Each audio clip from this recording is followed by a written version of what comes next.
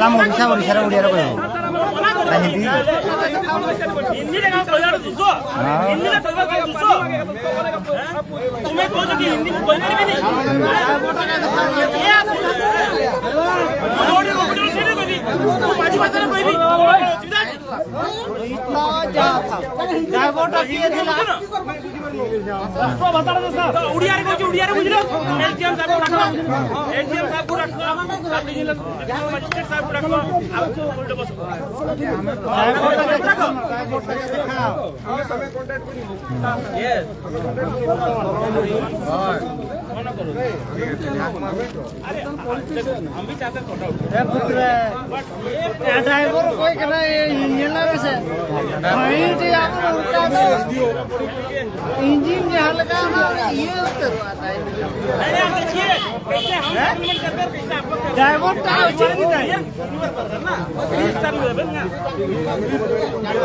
English में बिया के बहुत यात्रा कर चले इंग्लिश से पहले थे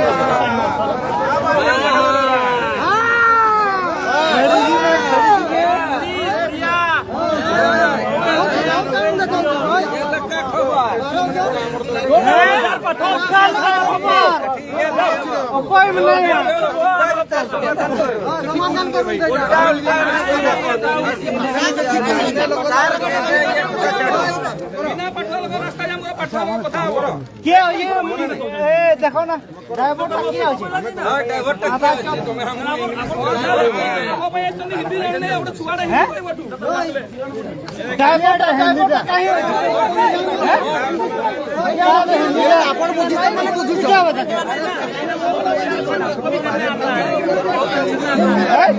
हिंदी वाला हिंदी वाला समझ में नहीं आता है समझ में नहीं आता है तो क्यों गाड़ी चलाता है ये है उड़ीसा का विचार क्या है हमारे उठी के हेला सदा बोलला काय बोला भाई चलो ना चलो भाई चलो काय आपने मजा लो आपने मजा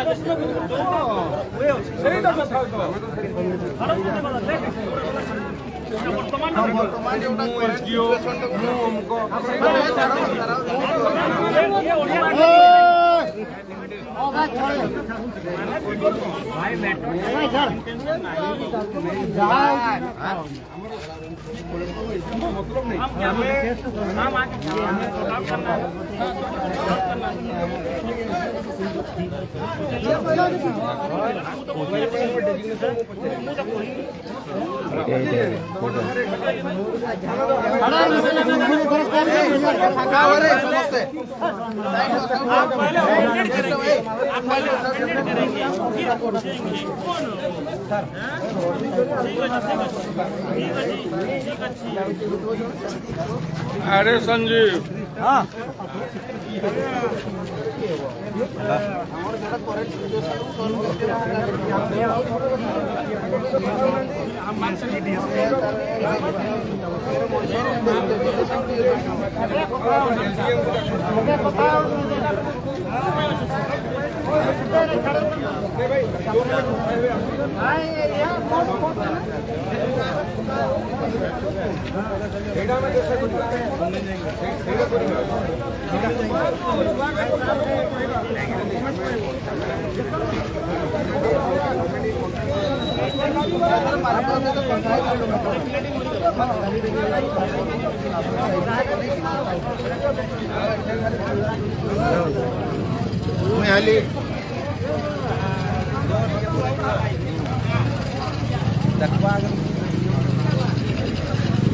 दर्शक बंधु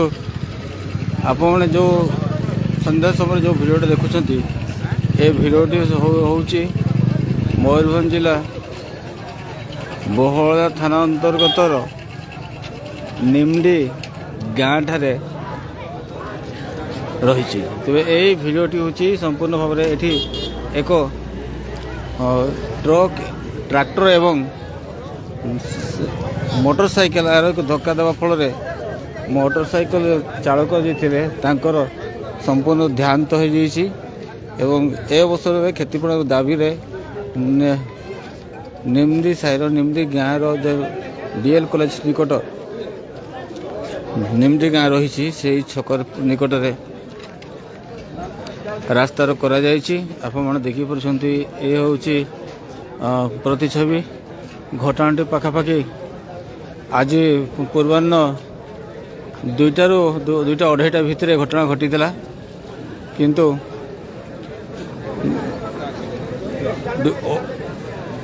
ता परठारु बर्तमान सुधा बहलदा रोड को पूरा 220 नंबर जातीय पथ को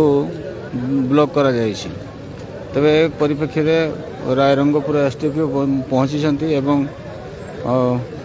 उत्त्यक्त लोकों सहित बुझासुझा करुँच विशेष भाव में जो बाइक चालक जो जार देहांत होती से जड़े घर शिक्षक थिले ये देखु यहाँ हूँ मिश्रा कोचिंग क्लासेस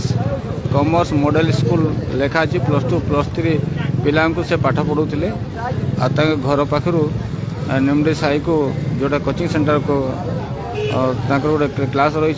से कुली को जीवा बाटरे दुर्घटना घटी दुर्घटना जे घरे शिक्षक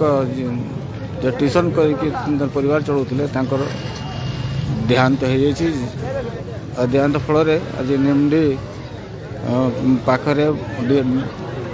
डीएल कॉलेज पाख बा निम्डी पाखरे रास्ता करा आपण देखि परछंती ए होची प्रतिछवि आपण देखंतु पूरा संपूर्ण भाव में 220 नंबर जातीय पथ को ब्लॉक करा जाइछि रास्ता रोक करा जाइछि एवं रास्ता किपर हटब किपर स्वाभाविक हम से नहीं रायरंगपुर एसटीपी गगनानंद साहू उपस्थित अच्छा एवं लोकों सहित कथबार्ता कर आलोचना कर किंतु दीर्घ 3-4 घंटा होगापर रास्ता स्वाभाविक हो पारि ना तेरे क्या केते समय स्वाभाविक हम ताने ये जो बड़ प्रश्न रही आप देखिपुंट निम्डी छक निकट रास्तार कर देखिपुंट 3-4 घंटा है बर्तमान सुधा रास्ता स्वाभाविक हो पारि ना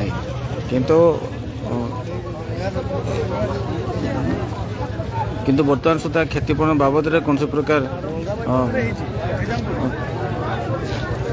समाधान हो पारि नहीं आप देखिपुंट ये हूँ प्रतिछवि